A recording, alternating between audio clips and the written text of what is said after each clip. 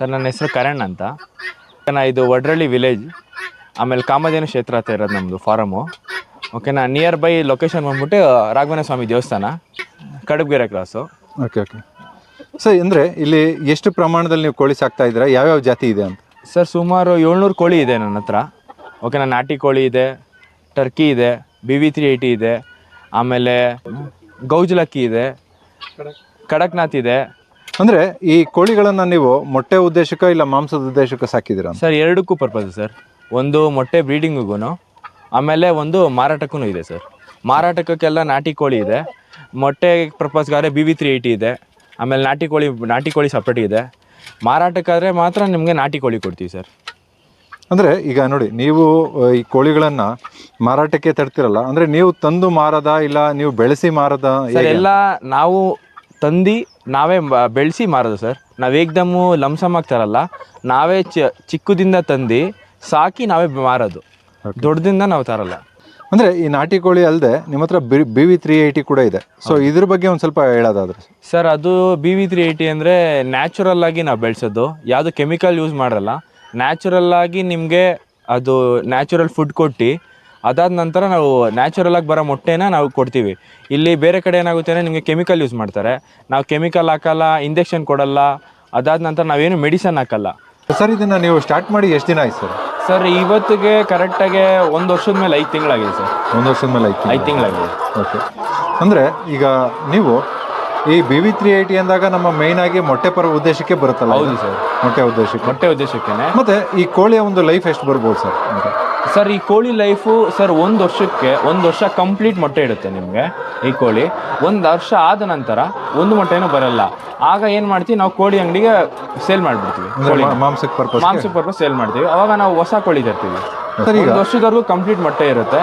Every day ಒಂದು ಮೊಟ್ಟೆ fix 7 o'clock ಬೆಳಗ್ಗೆ ಇರುತ್ತೆ. ನೋಡಿ ಇವತ್ತಿನ್ನ ಮೊಟ್ಟೆ ಇನ್ನೂ ತೆಗ್ದಿಲ್ಲ ನಾನು. ಓಕೆನಾ, ಇನ್ನೂ ಮೊಟ್ಟೆ ತೆಗಿಬೇಕು. ಓಕೆನಾ, ನಾನು ಇವಾಗ ತೆಗೆದಾದ ನಂತರ ನನಗೆಲ್ಲ ಸಪ್ರೇಟ್ ಮಾಡ್ಕೊತೀನಿ. ಸಪ್ರೇಟ್ ಮಾಡಿ ಆದ ನಂತರ ನನಗೆ ಯಾವ ಜಿಮ್ಗೆ ಎಷ್ಟೆಷ್ಟು ಬೇಕು ಅನ್ನೋದನ್ನ ಡಿಸ್ಟ್ರಿಬ್ಯೂಟ್ ಮಾಡ್ತಾ ಹೋಗ್ತೀನಿ. ಸರ್ ಈಗ ನಿಮ್ಮಲ್ಲಿ ಒಟ್ಟಾರೆ ಈಗ ನಮ್ಮಲ್ಲಿ ಇರ್ತಕ್ಕಂಥದ್ದು ಎಷ್ಟು ಕೋಳಿಗಳಿದೆ ಸರ್? ಈಗ ಸರ್ ನನ್ನ ಹತ್ರ ಈಗ 100 ಕೋಳಿ ಇದೆ ಸರ್. 100 ಕೋಳಿ. ಇದಕ್ಕೆ ಓವರ್ ಆಲ್ ನಿಮಗೆ ಇನ್ವೆಸ್ಟ್ಮೆಂಟ್ ಎಷ್ಟು ಬಿದ್ದಿದೆ ಮತ್ತು ಹೇಗೆಲ್ಲ ಆಗಿದೆ ಅಂತ? ಸರ್ ಇದು ನಾನು ಇನ್ವೆಸ್ಟ್ ಮಾಡಿರೋದು ಬಂದ್ಬಿಟ್ಟು ನಿಮಗೆ 70,000. ಓಕೆನಾ, ನಾನು ಕೋಳಿ ತಂದಾಗ ಅಂದರೆ ಇನ್ಕ್ಲೂಡಿಂಗ್ ಕೇಜು ಎಲ್ಲ ಸೇರಿ? ಕೇಜು, ಕೋಳಿ, ಫಿಟ್ಟಿಂಗ್ ಎಲ್ಲ ಅವ್ರದ್ದೇ ಸರ್. ಸುನಿಲ್ ಅನ್ನೋರಿಗೆ ನಾವು ಕಾಂಟ್ಯಾಕ್ಟ್ ಮಾಡಿ ಅವ್ರು ಗಿಟ್ಟಿಂಗ್ ಎಲ್ಲ ಅವರೇ ಮಾಡಿಕೊಡ್ತಾರೆ. ಓಕೆನಾ, ನಾವು ಆರ್ಡ್ರ್ ಮಾಡಿ 3 daysಗೆ ಅವ್ರು ತಲುಪಿಕೊಡ್ತಾರೆ. ನಮಗೆ ಇರೋ ಜಾಗಕ್ಕೆ ಅವರೇ ಬಂದು ಫಿಟ್ ಮಾಡಿ ಎಲ್ಲ ಹೇಳ್ಕೊಡ್ತಾರೆ ಯಾವ್ಯಾವ ಥರ ಅಂತ. ಆಮೇಲೆ ಫುಡ್ಡು ಕೂಡ ಅವರೇ ಹೇಳ್ತಾರೆ ನಮಗೆ ಯಾವ ಫುಡ್ ಹಾಕ್ಬೇಕು ಅಂತ. ಅದಾದ ನಂತರ ನಾನೇನು ಮಾಡ್ತೀನಿ, ಶ್ರೇಷ್ಠ ಅನ್ನೋದು ಫುಡ್ ತರ್ತೀನಿ, ಶ್ರೇಷ್ಠ ಅಂತ. ಆ ಫುಡ್ಡನ್ನ ನಾನು ಎವ್ರಿ ಡೇ ಬೆಳಗ್ಗೆ ಮಾರ್ನಿಂಗ್ 5:30ಗೆ ಹಾಕ್ತೀನಿ, ತಿರ್ಗಾ ಈವ್ನಿಂಗ್ 4 o'clock ಹಾಕ್ತೀನಿ. ನಾನು ಟೈಮಿಂಗ್ಸ್ ಪ್ರಕಾರದಲ್ಲಿ ಫುಡ್ ಹಾಕ್ತೀನಿ. ಅಂದರೆ ಮ್ಯಾಕ್ಸಿಮಮ್ ಎಷ್ಟು ಟೈಮ್ ಕೊಡಬೇಕಾಗುತ್ತೆ ಪರ್ ಡೇನಲ್ಲಿ? ಸರ್ ಪರ್ ಡೇ 2 times ಅಷ್ಟೇ ಸರ್ ಫುಡ್ ಕೊಡಬೇಕು. 2 times ಅಷ್ಟೇ. ಮಾರ್ನಿಂಗ್ 5:30 ಕೊಡ್ತೀನಿ, ಈವ್ನಿಂಗ್ 4 ಕೊಡ್ತೀನಿ. ಓಕೆ. ಅಂದರೆ ಇದಕ್ಕೆ ನಾವು ಕೊಡ್ತಕ್ಕಂಥ ಫೀಡು ಈಗೇನು ನೀವು ನ್ಯಾಚುರಲ್ ರೆಡಿ ಫೀಡ್ ಇದೆಯಲ್ಲ ಅದೇ ಕೊಡ್ತೀರಾ, ಇಲ್ಲ ಬೇರೆ ಏನಾದರೂ ನಿಮ್ಮಲ್ಲೇ ಇರ್ತಕ್ಕಂಥದ್ದು ಏನೋ ಕಾಳು ಕಡಿ ಏನೋ ಕೊಡ್ಬೋದಾ? ಸರ್ ಇದರಲ್ಲಿ ನ್ಯಾಚುರಲ್ ಫೀಡ್ ಕೊಡ್ತೀವಿ, ಅದಾದ ನಂತರ ಜೋಳ ಒಂದು ಹಾಕ್ತೀನಿ ಅಷ್ಟೇ. ಅದನ್ನ ಬಿಟ್ಟು ಬೇರೆ ಏನೂ ನಾನು ಕೊಡಲ್ಲ. ಜೋಳ ನಿಮ್ಮಲ್ಲಿ ಇರ್ತಕ್ಕಂಥ 100 ಕೋಳಿಗೆ ಎಷ್ಟು ಪ್ರಮಾಣದಲ್ಲಿ ಕೊಡ್ತಾ ಇದ್ದೀರಾ ಸರ್?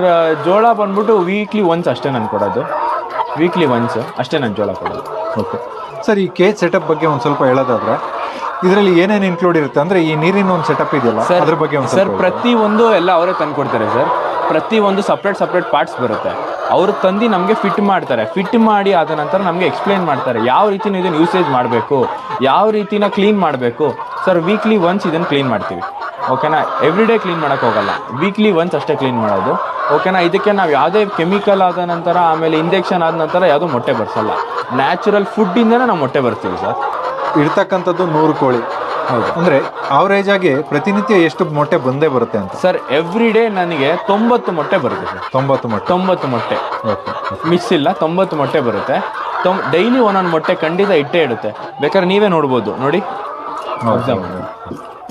ಸರ್, ಈಗ ಇನ್ನೊಂದು ಅಂದರೆ ಈ ಮೇಂಟೆನೆನ್ಸು, ಈ ಪ್ರಿಕಾಷನರಿ, ಈಗ ಆರೋಗ್ಯದ ಬಗ್ಗೆ ಆಗ್ಬೋದು, ಕಾಯಿಲೆಗಳ ಬಗ್ಗೆ ಆಗ್ಬೋದು, ಅದ್ರ ಬಗ್ಗೆ ಹೇಳೋದಾದ್ರೆ ಸರ್ ಇದರಲ್ಲಿ ನಿಮಗೆ ಏನು ಒಳ್ಳೇದು ಈ ಮೊಟ್ಟೆಲಿ ಅಂದರೆ ವಿಟಮಿನ್ B12 ಸಿಗುತ್ತೆ, ಒಮೆಗಾ 3 6 ಸಿಗುತ್ತೆ. ಅದೇ ನೀವು ಹಾಸ್ಪಿಟ್ಲಿಗೆ ದುಡ್ಡು ಖರ್ಚು ಮಾಡೋ ಬದಲು ಇದು ಮೊಟ್ಟೆ ತೊಗೊಂಡು ಒಂದು ತಿಂದರೆ ಸಾಕಲ್ಲ ಸರ್ ನಿಮಗೆ. ಹೆಲ್ತ್ ಕೂಡ ತುಂಬ ಚೆನ್ನಾಗಿರುತ್ತೆ ನಿಮಗೆ.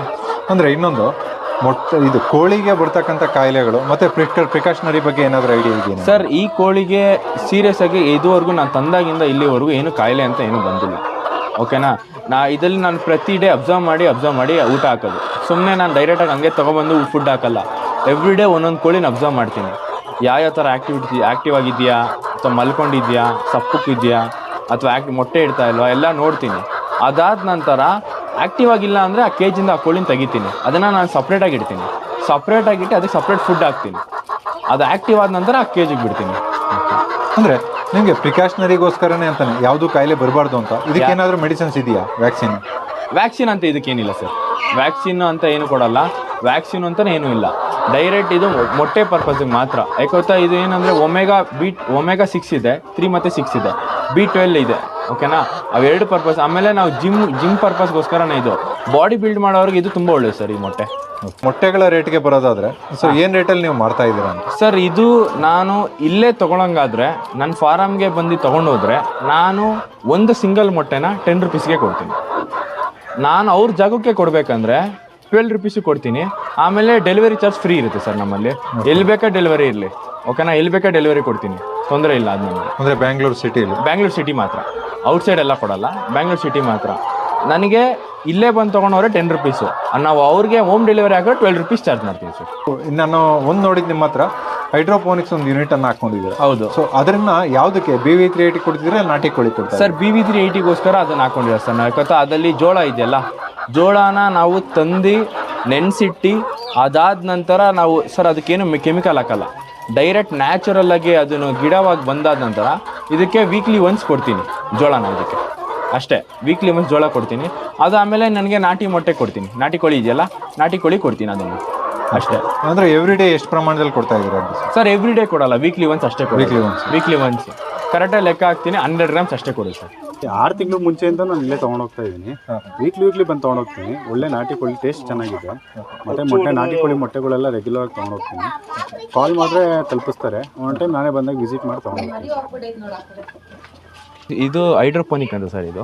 ಓಕೆನಾ ಸರ್, ಇದು ಬಂದು ಜೋಳನ ನಾವು ತರ್ತೀವಿ ಅಂಗಡಿಯಿಂದ ಜೋಳ ತಂದು ಒಂದು ಪರ್ ಡೇ ನಾನು ಏನು ಮಾಡ್ತೀನಿ ಸರ್, ಕೆ ಜಿ ಲೆಕ್ಕದಲ್ಲಿ ಇದನ್ನು ನೆನೆ ಹಾಕ್ತೀನಿ. 3 kg ನೆನೆ ಹಾಕ್ತೀನಿ ಒಂದು ಬಕೆಟ್ಗೆ. ನೀರು ಫುಲ್ ಸ್ಟೋರ್ ಮಾಡಿ ಇಡ್ತೀನಿ. ಅದಾದ ನಂತರ ನೆಕ್ಸ್ಟ್ ಡೇ ಜೋಳನ ನಾನು ಸ್ಟೋರ್ ಮಾಡಿ ನೆಕ್ಸ್ಟ್ ಡೇಗೆ ನಾನೇನು ಮಾಡ್ತೀನಿ ಅಂದರೆ ಒಂದು ಚೀಲ ತೊಗೊಂಡು 2 kg ಸಪ್ರೇಟ್ ಮಾಡ್ತೀನಿ.